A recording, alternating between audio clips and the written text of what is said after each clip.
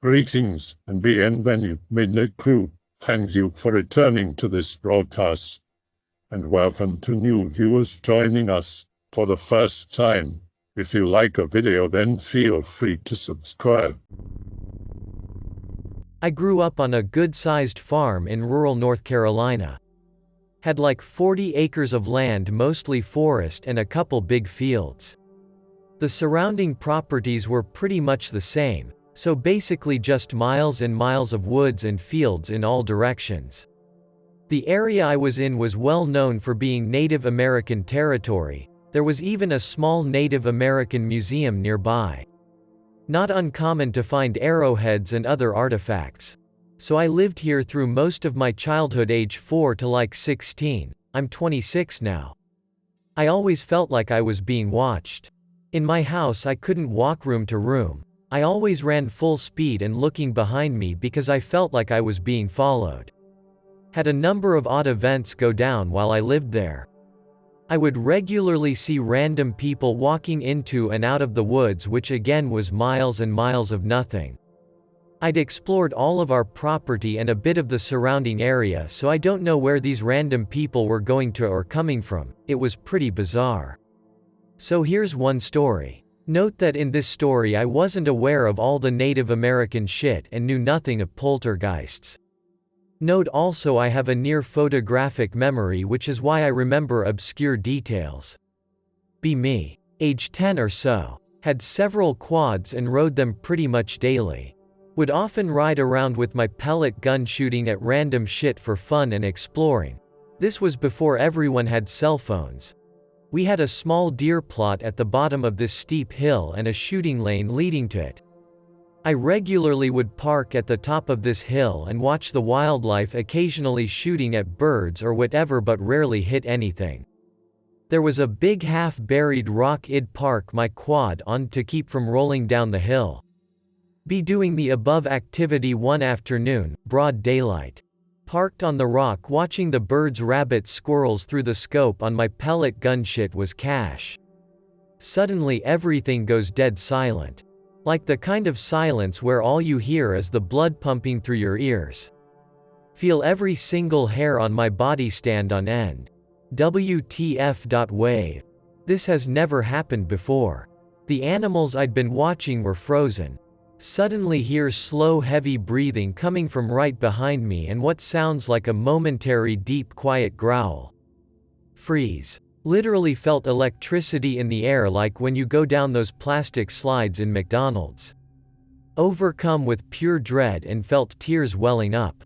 Slowly turn around expecting to see a mountain lion or something, thinking I'm only moments away from death. Could still hear the breathing right the fuck in front of me 4 feet away. There's nothing there. Absolutely fucking nothing. What.jpg. Every cell in my body was saying to run the fuck away, but I was afraid if I moved I would be attacked.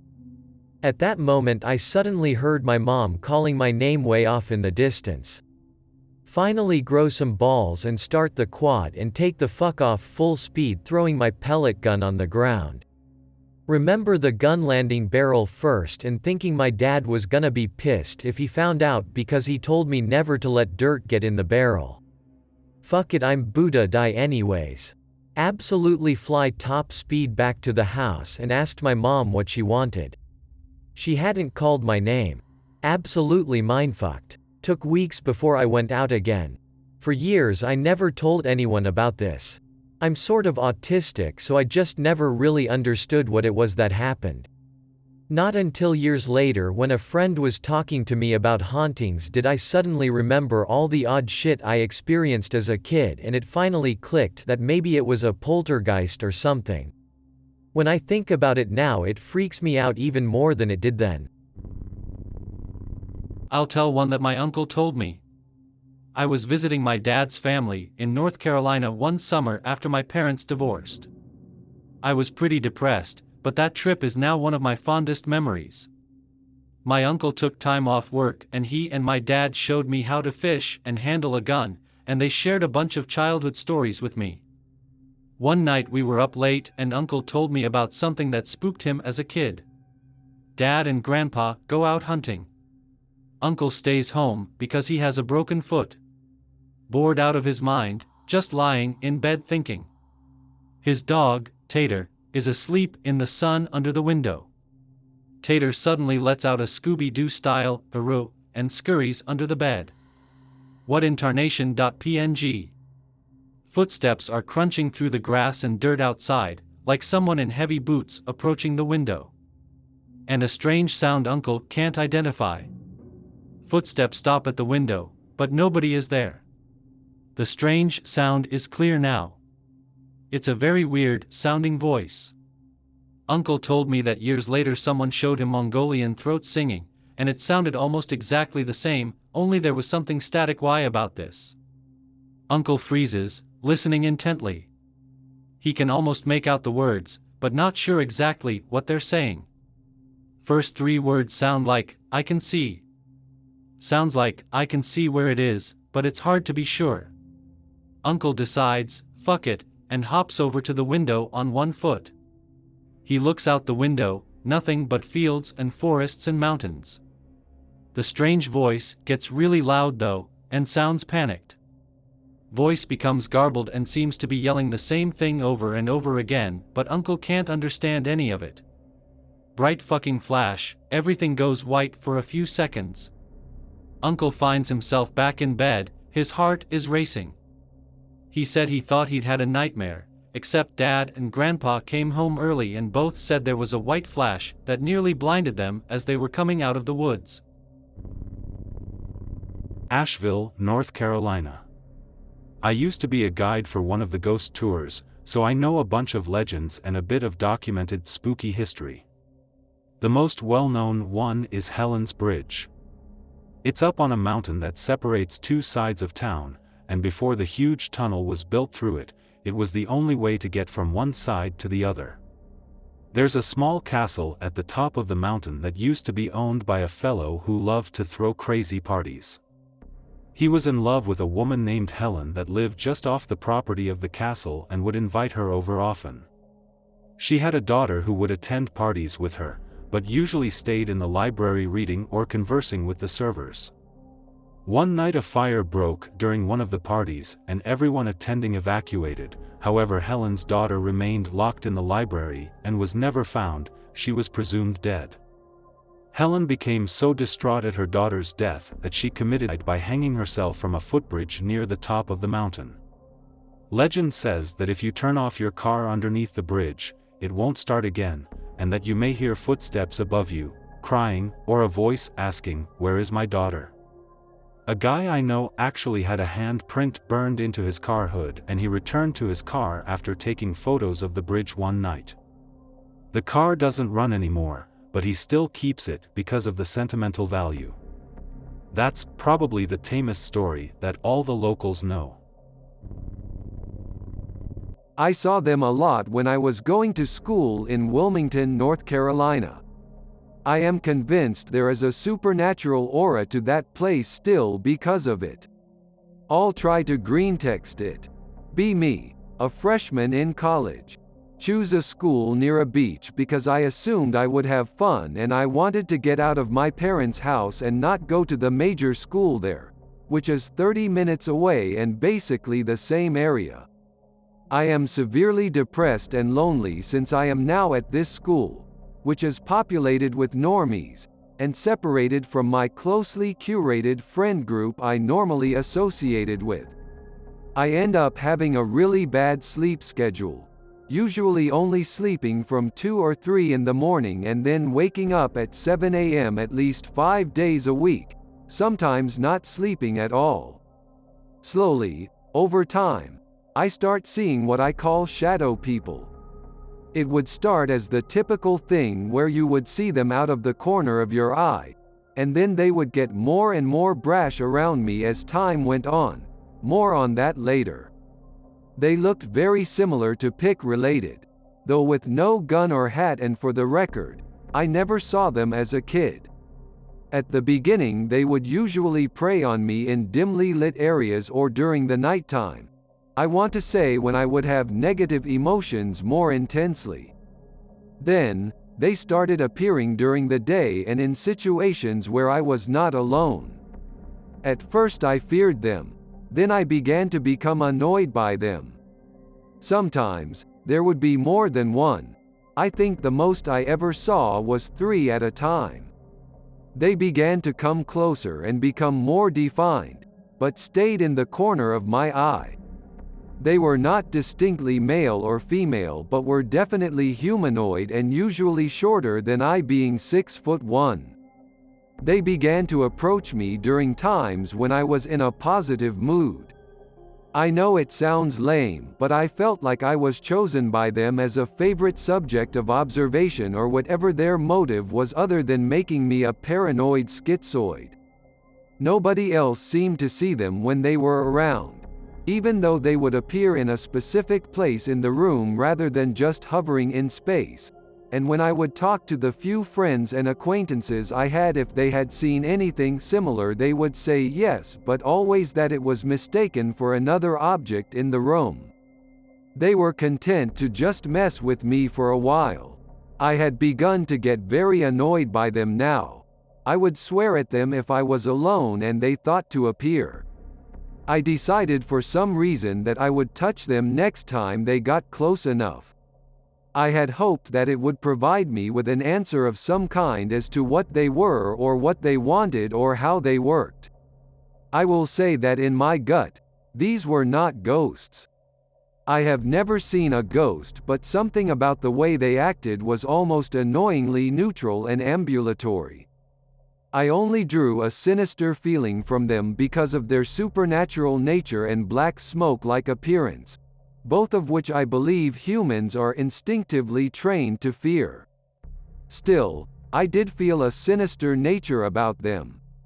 This all culminated in one defining instance. In my dorm building we had a few common rooms, one of which was this weird windowless square room with a couch and some chairs and a table that students sometimes liked to hang out in and do homework. The room was well lit, but there were a number of lights embedded in the ceiling and I believe 2 lamps. Partially because of the paint and furniture but also because of the lights, the room would be well lit with a bluish-yellow light similar to that of fluorescent office lighting. This time, there were quite a lot of students there, 5 or 6 and myself. I believe the time of day was dusk or early nighttime. I don't distinctly remember since I was not in view of a window. I walked into this room out of boredom or to ask someone something, and I looked to an unoccupied corner of the room and froze in a kind of shock. There was a shadow person, particularly close to a light source, so I knew it was not a hallucination, standing there facing me. I guess I should clarify my shadow people do not have eyes, so I could not tell if it was particularly looking at me, but I assumed as much with how they'd been stalking me for the past few months. It was very close, only about 5 or 6 feet away. If I had wanted, I could have taken 2 steps and touched it, but in that moment was frozen in an uneasy fear and adrenaline combo, like a prolonged shock, and my subconscious was telling me to not touch it no matter what. Though, my curiosity was telling me this was a rare occasion to look at a shadow person up close. I cannot describe it any better than it was a black, humanoid apparition that was fuzzy around the edges. It definitely had some volume to it and was a 3D object, which I felt like I had seen before but was getting confirmed to me right then and there. My second instinct was to ask someone if they saw the same thing, since there were so many people in the room and none of them seemed to react to it. Not wanting to come off like a schizo, I did not do that since I already had a reputation of being a little unhinged. This whole encounter lasted a few seconds in total, but it felt like an eternity. Part of me was definitely satisfied I was seeing one now, almost as if my brain was validating itself. Somehow, I felt less crazy. I stared until the shadow person dissolved and left the staring at the corner of the shitty painted CMU wall.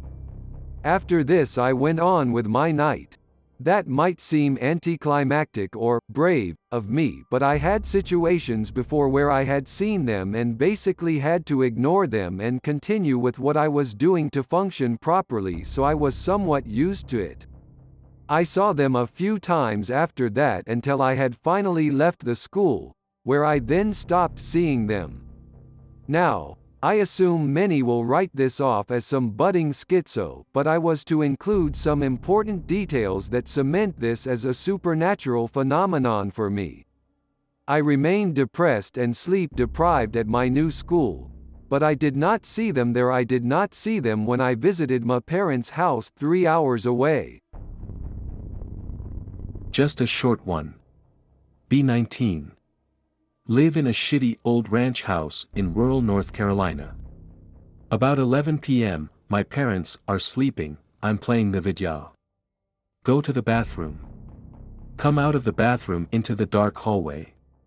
Look down the hall to my room. In the light coming from my room I see this huge, skinny, hairless, white humanoid thing sitting at the end of the hallway. Nope.jpg. It was looking into my room, but it turns to look at me. Nope.mp3. Hot streak goes up my back, my eyes ache because I'm freaking the fuck out inside. Extremely eerie hissing/sucking sound. The thing slides backwards through the wall. Like seriously slides, without moving anything on its body, as if it was on a conveyor belt. Right through the fucking wall. Nope.mpeg. Turn on the hall light and freak out about whether I should or shouldn't go into my room. End up walking into my parents' room and sleeping in the armchair next to my dad's side of the bed. Don't even feel like a pussy, because fuck that. Never see it again. Another one, more recent. B24. My roommate is super into graffiti on trains and shit. She wants to go out into the rural bits of Chatham County at 2 a.m. so she can take pictures of this abandoned line of train cars. She begs me to come with her for safety's sake. Say okay, it sounds fun anyway. Get there at 3-something in the morning. She parks in some tall grass because she's afraid of getting seen by the police or someone who lives nearby. We walk a mile down the tracks in pitch blackness, dark forest on either side of us. Are we there yet? Eventually get there and she takes some pictures. Draw a bit on one car with her mean streaks pen. We hear a crunch of gravel behind the train car we're messing with. What the fuck was that? Look at each other. Hear actual heavy footsteps on gravel coming around the train car. Fucking book it back towards the car. Running on train tracks in blind darkness is so fucking hard. I'm running behind her. Keep hearing the same footsteps sprinting close behind me. Shitting myself. Make it to the car and we tear out of there. I look behind us and something skinny and completely black runs upright across the road and into the, insert crop here, field. Jesus fucking Christ, what? Good to see X is still around. I left 4chan years ago, but I used to browse this board a lot. I would ask people about this supernatural experience I had, and I got a lot of interesting responses, but it kind of felt mentally overwhelming to discuss it, so I stopped for a while. It just wasn't good for my vibes to be on here. I have now translated my account into a Greentext, and I'm ready to hear possible explanations. Be me. 14, living in Elkin, North Carolina. Older brother, Tyler, is 16. We're close. We had a whole lot of woods behind our property, it went on for a while. Christmas break. All the trees are dead, the ground is really thick with leaves. We go out for a walk like we often do. We don't talk because we can't hear each other over the crunching of the leaves. We get to this creek, which may or may not be deep into someone else's private property, we're not sure. It's not very deep but a few yards wide, sandy creek bed, leaf clumps by the banks. We are about 15 feet from the water. Tyler is balancing on a rotting log talking. I'm standing nearby. Windless, chilly, overcast sky, and I suddenly felt uneasy before anything even happened. Then there's a noise across the creek like a footstep. Tyler stops talking. The noise comes back and we see some leaves kick up, other side of the creek. It's like a little puff of leaves just kind of exploding upward a little, with a crunching sound you'd expect. Hard to describe, I know. It keeps happening across the creek, with maybe like 2 seconds between crunches. Each crunch is a few feet away from the last. There's some animal over there playing in the leaves, says Tyler. A mouse, probably, that's routinely jumping for some reason, but it's also somehow covering a lot of ground between jumps. Crunch, crunch. The crunching comes toward us, in a line, reaches the creek. Silence. We watch the far bank to see what it is. Seconds pass. A crunch on our side. I think it's gotta be a wind vortex or something. My heart is pounding, and hasn't moved. Crunch. I'm staring at the spot, really looking for something in the leaves. Crunch. Tyler is gone. My heart stops. He's gone. He's vanished. He's not on the log or anywhere. He was there 1 second ago. There is nowhere to hide with all the leafless skinny trees, and if he touched the ground at all, even really far away, I would hear it. I can't stress enough how there's no way he could have disappeared that quickly. He's been taken? Crunch right in front of me. I'm running. I have no idea if the thing is still chasing me. Run for my life back home. My chest is killing me, but I cannot stop running. Have never been this scared. I'm looking around wildly for Tyler. He is not anywhere. I should have seen him. Get to my backyard where my mom and Tyler are both waiting for me.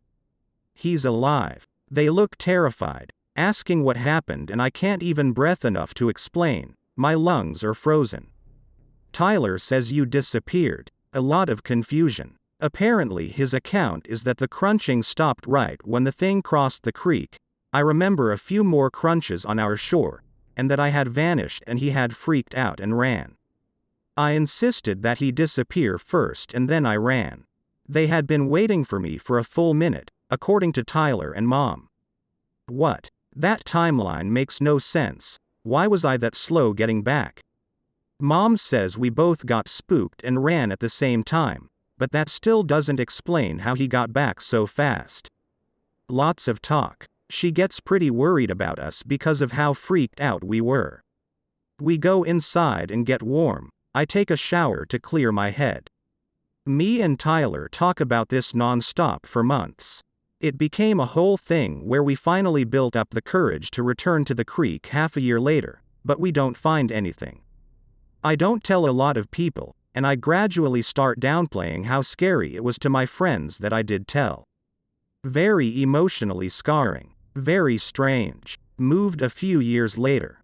Michael and I will still reminisce. We wonder if we imagined it sometimes.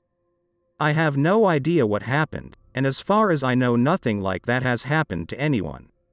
If any of you ghost experts or demonologists have theories, I would be happy to hear them.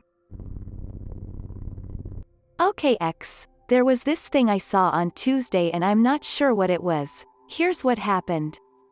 Be me. Be too young to drive. Notice the solar eclipse on August 21st. Bugs parents to go see it.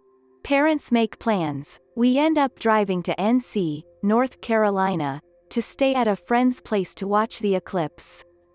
Be somewhat disappointed because I couldn't see the totality.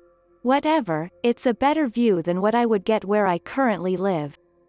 Fast forward to Saturday the 19th. Drive there. Arrive. Pretty nice place. We go inside and get unpacked. Arriving at my room, I noticed deer heads mounted on the wall. Also notice the bathroom inside the room. Fine with deer heads because of the private shower and bathroom and stuff. Other stuff until the 22nd is unnecessary to the story. On 22nd, woken up to leave. About 10 a.m. Packing up. As looking across bed, I see something small out of the corner of my eye at foot of bed. Looks like small creature, About the size of a small cat probably, and had 2 eyes. That was all I could tell from it. Move eyes to look at it. Disappears suddenly. Spooked. Walks to where it was. Sees nothing. Thinks it's probably nothing, moves on. Fast forward to now. Suddenly gets spooked about what it might be. Alright guys, this is the first thread I've made on X after a long time of lurking. I have no idea where to ask this, or how I can find out what I heard. All I know was what I heard was not a normal animal. I'll greentext this from here. Be on a small island in North Carolina for vacation. It's called Bald Head Island. Island is quite small, so the only transportation used is golf carts on paved roads. Paramedics and police force use normal vehicles. My friend Alex, my brother Chase, and I were out driving during the night just enjoying nature and just having a night-ride. We take the smaller of the 2 carts, one is a 4-seater, the other is a 6. We ride around, and nobody is out since it's pretty late. Maybe 11 o'clock. We see a street lamp up the road at an intersection. We are relatively far away. We see a car pull up, the street lamp lights shut off, and the car shuts its headlights off. The car then throws it into reverse and pulls back onto a side road out of sight. We are freaked out, but continue forward. Alex in the rear-facing seat says the light of the street lamp returns as we pull down the street away from it, and the car pulls out after us. We are a long distance away from the car, but they quickly gain up to us. I see flashing lights, and think it's a cop. We pull over, and an ambulance, cop car, and fire truck ride past us. No crime whatsoever on the island. That weirds us out, but the cart is dying, so we head home to get the other cart. Head out again with the other golf cart, and see no animals whatsoever. Every trip I've ever taken here we see animals. Uneventful ride, head home. On the way home we stop off at a little deck that looks over a swamp, where an alligator is known to be. Golf cart headlights illuminate the shore opposite of us, as well as our high-powered flashlight we brought. I knock on the wood on the dock, thinking it will attract the alligator. The second I knock on the wood, I hear a decently loud, rattle-sounding harsh screech. Freaks me the fuck out. Brother and friend aren't that weirded out, didn't hear it as much. I shut off the music. Brother scanning the shoreline. I hear a shuffling of a creature across the shore. We hear the noise, but it is extremely loud and very aggressive sounding. We fucking bolt out of there. I have no idea what could have made the noise. I looked up a list of animals on the island, and listened to all their noises, even alligator noises, which was the first suspect for me. Alligators sound nothing like what I heard. I plan on going back tomorrow night to get photos of the area and hopefully a sound recording of whatever it is. Be me around 8 or so living in North Carolina. Father died and mother met another guy who was there during that time and helped us through. We move out into an abandoned 2-story house in the same neighborhood. Have heard strange things going on in this house. Puppy hung in the backyard, old resident was murdered in a downstairs laundry room, angry vibes all over, maggots seemingly pop up overnight in the hundreds. Mother's new boyfriend ended up proposing and we were all happy. He was practically left on the side of the road prior to meeting us by his family because he had a crack problem. Up in my room, see white flash in the hallway, go to look and nothing. Mother's new fiancé being home alone, taking a shower when something started banging on the door, nothing there. One night mother is on the computer downstairs and sees a figure in the bathroom, once again checks and nothing there. Fast forward a year, mother's fiancé comes down off crack, very angry and starts hitting mother. My older brother, 14 at the time, takes knife to try and scare off mother's fiancé. Ends up choke slamming him against wall, while brother is convulsing on the wall due to being nearly blacked out, nicks his heart, bleeds out due to accelerated heart rate upstairs. Fast forward 3 years, we now live in Washington State, tree falls on the now once again vacant house. Later that year, tornado levels it. North Carolina native here. Born, raised, and lived here all my life. Most of the legends are up in the mountains, along the French Broad River. There's a lot of cool exploring you can do along the coast. There's no shortage of abandoned industrial facilities, historic battlegrounds, and other, reported, spooky locales. The only experience I ever had was up in the mountains, near Mount Airy. All I'm gonna say is that those woods aren't ours. More popular legends, like the Beast of Bladenborough, are fake, but there's plenty to keep you occupied. If you're into urban exploration types, hit up the coastal city of Wilmington. There's an abandoned chemical plant, and if you don't mind getting your hands dirty, there's old tunnels under the city. Fort Fisher and Moores Creek are just a few examples of the numerous battlegrounds. The USS North Carolina is a great exhibit, doubt it's haunted though. Up in the mountains is spookier in my opinion. Sneak your way onto old Indian Reserve land, do so carefully. Like I said, we aren't the only ones who inhabit those woods. Along the French Broad there's supposedly a dark-skinned, dark-haired beautiful woman who leads hikers into the river just to drown them. There's supposedly a hellhound near Vieille Crucis. There's some old 2,000-year-old structures in southern Appalachia the Cherokees say were built by the Little Men. All in all, most of the tourist, ghost, attractions are fake, but there's a lot of historical and possible spook encounters in the historical sites. Again, if you venture into the woods, in the mountains, don't go alone. B18. Working as a camp counselor in North Carolina. Go on a camping trip to Black Balsam Bald outside of Asheville. Near the base of Black Balsam is a place we call the Enchanted Forest. I wish I could describe what it really looks like: an enchanted forest, wonderful trees with sprawling visible root systems and all spaced pretty evenly. Everything looks the same, very easy place to get lost. It's the locale for many local myths, legends, etc. First place I heard of a tall man story was a camper at the same camp. Other myths about supposed cult activity. Heard stories of people seeing congregations of people in hooded robes early in the a.m.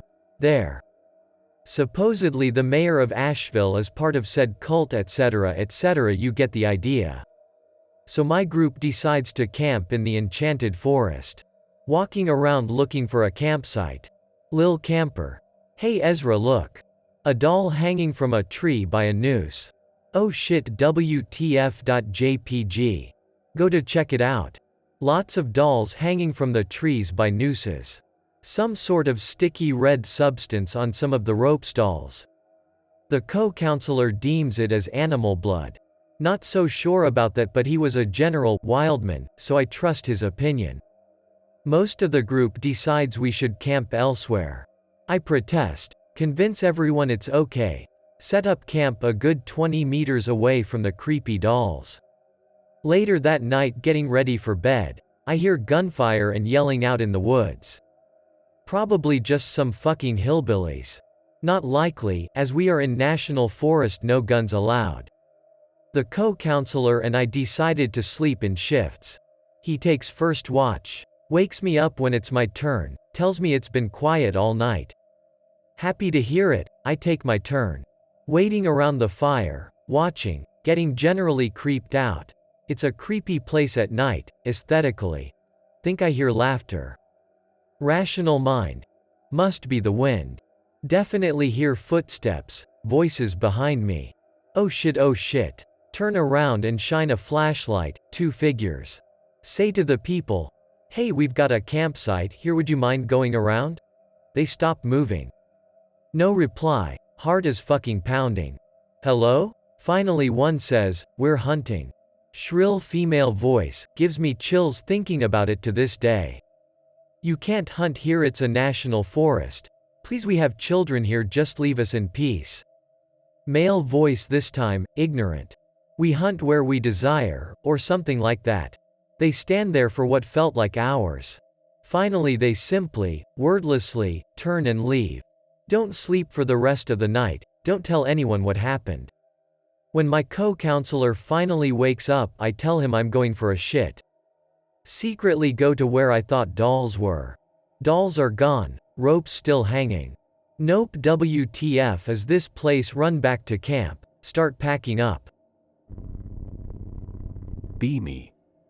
October 2015. U.S. Marine, fresh out of boot camp. In the Marines, every boot goes to a place called MCT, Marine Combat Training, after boot camp to learn how to kill things.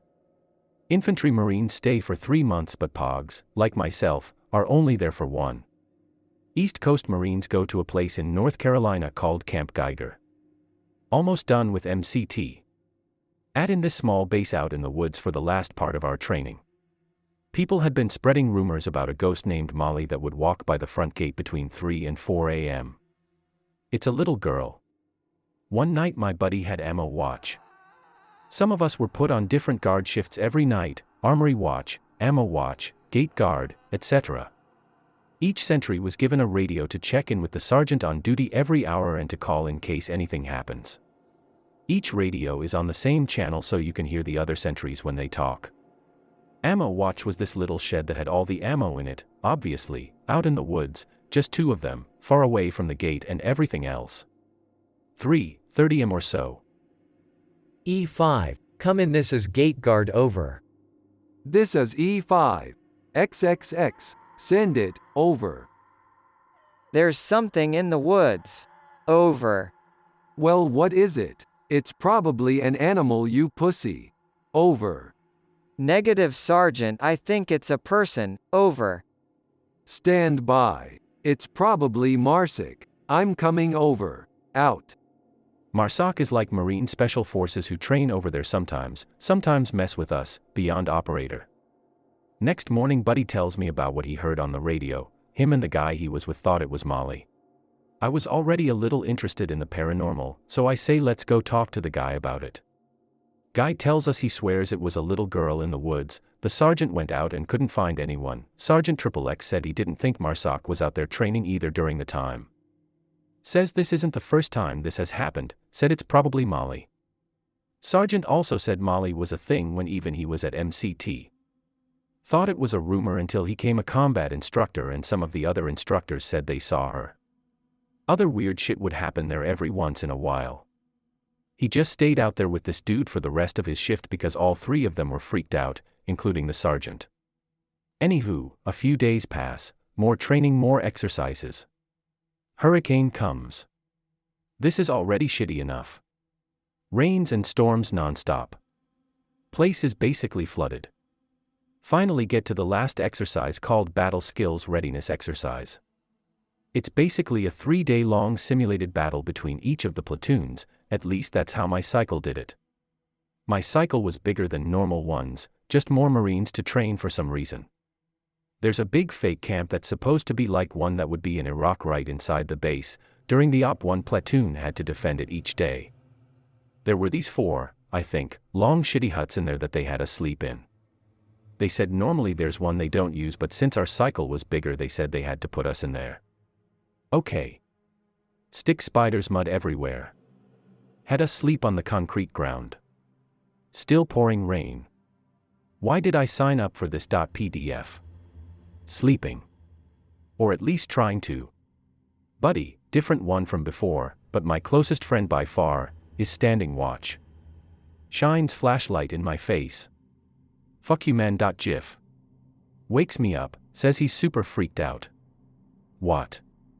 Says he saw a little kid, but it was a little boy. Roll over, told him to fuck off, assumed he was messing with me. Said no, he was serious. Looked at him, saw by the way he was staring at me and by the way he sounded he was genuinely scared. Okay, fine. Get up, still storming out. Looked outside and saw lightning flash and I felt kind of freaked out, just a creepy vibe in the air. Everyone is passed out. Just an eerie vibe in the air. Hear my buddy make the weirdest sound ever, sound of pure fear. Look over, shining flashlight at the ground. Tiny wet footprints. Heart drops to asshole. Looks like this little boy walked like perfectly around him. Oh my fucking god. He is really freaked out, trying to laugh it off, just saying he's about to shit himself. Tell him to relax. Don't even bother asking any of the exterior guards if they saw anything. I stay up with him, just talking the rest of his shift about anything other than what we saw, trying to get our minds off of how creepy the atmosphere is and how freaked out we are. It works, he gets relieved and we both go back to sleep. Don't even tell his relief about it. Next day. It finally stopped raining. We don't tell anyone, don't want to freak anyone out, no one believed us, didn't want to spread more rumors, etc. We now say how we regret how freaked out we were and wished we went after it. Yeah, fucking right. Day goes by, typical Marine Corps bullshit, standby to standby. Next night, like 12 of us volunteered to go with our motivated sergeant, different one from before, we'll call him Sergeant Smith, to go recon out in the woods all night since the storm had passed. The woods in this part of North Carolina were all pine trees, mud, and swamp. We just patrolled around the perimeter of the woods for like 2.5 hours, then we went out deep into the woods. We set up a place to chill out on higher ground where it wasn't as wet and muddy. Sergeant Smith tells us his life story and stories about when he saw combat. We all get into a really deep talk about life and such. Completely forget about the previous night at this point. Hours pass, people start drifting off, Sergeant Smith tells us to go to sleep and he'll take watch. I love this guy, super cool dude. Before I pass out, I tell Sergeant Smith I'm going to take a piss. Good to go. Walk down this hill into kinda thick brush. Too dark to see anything, step into what is the beginning of a swamp, only my foot gets wet. Fuck.jpg. Take a few steps back, unbutton my trousers, whip it out. Commence piss in 3, 2. Hear what sounds like someone walking through the water in front of me and big stick snapping, like it's something huge. Still dark as fuck, but I can make out something white, like a baggy white dress or something, but I couldn't really tell. I'm getting chills typing this because of what I really saw. Cancel piss. Honestly, my first thought was that a combat instructor had heard us and dressed up like a terrorist in one of those white robes to come ambush us. Run up the hill and tell Sergeant Smith we're about to get ambushed. Says we're on a ceasefire for the night because of the hurricane. Asks me what I saw. Tell him it was this white figure. Tells everyone to wake up, we're leaving. Start to realize what I might have seen. Ask. Tells me not to worry about it, just get my shit and get ready to leave. We hike off and I ask him again. Tells me quietly that if we stay then we'll hear screaming coming from deeper in the woods. Heart sinks, I'm terrified. Tell him what happened the previous night. Gets quiet, says they normally don't put Marines in there because of that reason. They call the ghost I saw the lady in white. Apparently in the 20s or 30s there was a schoolhouse out in the woods that burned down and killed a bunch of kids and the teacher. I'm speechless. Just want to get the fuck out of there. Next day I had to write paperwork about what I saw just to confirm it wasn't a person who is trespassing on government property. The place is called Camp Devil Dog and I think it's cursed. My theory is some of the combat instructors used a Ouija board or something to make the spirits stronger or whatever, but that place is scary as fuck. Have you ever hiked deep into the North Carolina Smokies and gotten the distinct feeling as if something was watching you? And were you certain you saw something out of the corner of your eye only to find it was just the rustling of dead leaves on a tree? But wait, was it only the leaves or was it something else? These old mountains hold a story that very few know of and even fewer have witnessed: the legend of Boojum. Since today is Halloween and many of you are making plans to venture deep into the North Carolina Smokies for one last fall hike, it's only fitting that I share this piece of Haywood County folklore with you. We've all heard of Bigfoot sightings throughout the United States and seen the supposed pictures and video footage, but little did you know that we have a similar being roaming about the Balsam Mountains of Haywood County. One might say the Boojum is similar to the abominable snowman of the Himalayas or the Wampus cat in the swamps of eastern North Carolina. But Boojum is a unique creature of his own and Haywood County is his home. Though no one has actually gotten close enough to clearly describe him, it's said he is around 8 feet tall and mixture of both man and beast. He has thick, shaggy, gray hair and a human-like face, but is by no means handsome. He is mostly seen from afar on rocky mountain cliffs or outcroppings when twilight falls and can sometimes be heard moaning deep in the woods near hiking trails. As previously mentioned, Boojum's home is said to be in the Balsam Mountains, a range that adjoins the Blue Ridge Mountains in southwestern Haywood County. Most folks recognize the Balsams by the notable peaks of Cold Mountain, Shining Rock, Richland Balsam, and Black Balsam Knob. While I don't recommend going on a quest to find Boojum as he may be quite frightening to stumble upon, he is apparently harmless unless threatened. Boojum is best known by his two great loves: a fondness of pretty girls and his desire for the precious gemstones found throughout western North Carolina such as rubies, amethysts, emeralds, and sapphires. It is said that in the early 1900s, it was not uncommon for women bathing in secluded mountain streams to find they were being watched by Boojum from beneath the camouflage of mountain laurels or rhododendron bushes. The startled women would quickly grab their belongings and run away. This often conjured up an angry pack of men from the surrounding area in a gallant effort to hunt the Boojum down, but never with any success. He most surely retreated to one of his many hidden caves in the Balsams where he lived and hoarded his collection of gemstones. Though it is rare for anyone to find his caves, he has created a unique way of protecting his jewels but storing them at the bottom of stone jugs. He then fills the jugs with pertinent juice, or what is most commonly known as moonshine. Even if a gem seeker should happen to find one of his many jugs, no self-respecting mountaineer would dare waste this coveted liquid by pouring it on the ground. They would drink the contents until empty, which would then be followed by a long, deep sleep. Boojum would return in the meantime and retrieve his gems, leaving the thief with nothing but a splitting headache when he awoke. Now it is also said that Boojum was not as lonely of a soul as many thought him to be. There is the story of Boojum peering down at a beautiful local girl named Annie while she was bathing in a mountain stream, but she did not run away when she noticed him watching her. Rather than taking off, she looked into his lonely eyes and was instantly drawn to him. She immediately fell in love and to her family's dismay, chose a life with Boojum among the caves of the Balsams. Though the two loved each other deeply, Boojum could not put aside his love for precious gemstones and would often leave Annie for extended periods of time in search of jewels. Lonely Annie would often search the woods for Boojum by hollering out a sound that is described as a mixture of a wild animal screech and the hoot of an owl. Boojum would often return the call and they would continue to follow each other's sounds until they were reunited. It is said that this hooting sound is where the old mountain term, hootenanny, came from, which is used to describe a party or social gathering. The legend of Boojum is no doubt a mysterious piece of Haywood County folklore, but is it only a story? To this day, there are still tales of a tall shaggy creature roaming the Balsam Mountains, so could it be that Annie and Boojum had children? We may never know, but next time you are deep in the woods of Haywood County and hear a screech you can't quite describe or you feel an eerie sense when taking a dip in a local stream, you may just be in the presence of the Boojum.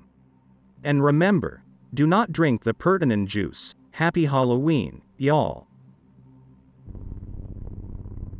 I hope that you enjoyed tonight's broadcast. If you enjoyed tonight's story, then please subscribe to the channel as more Greentexts will appear daily.